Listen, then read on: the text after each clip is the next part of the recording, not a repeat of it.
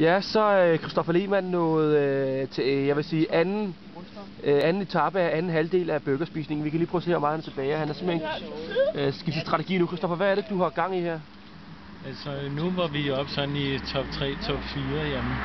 Altså, så er det nu det nemme, der skal spises først, fordi bøffen er begyndt at være sådan lidt kvalmig. Ja, vi havde en mellemvejning på den her for et kort øjeblik siden, og hvad lød status på der? Den lød på 2276 gram. Ja. Så vi begynder at nærme os.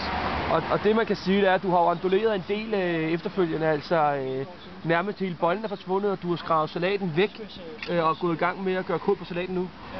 Jamen, det er det, der er brug for nu, simpelthen. Ja. Og man skal klare den.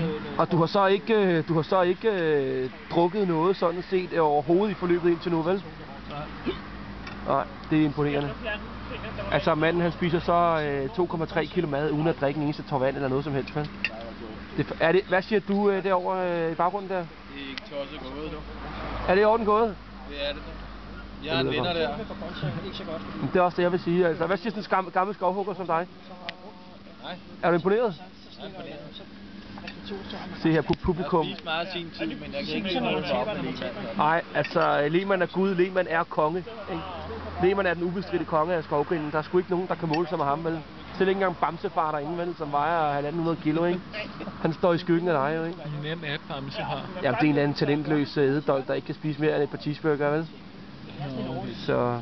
Men fornuftigt, altså, vi vender tilbage her og et kort øjeblik, og har du en sidste kommentar, Christoffer?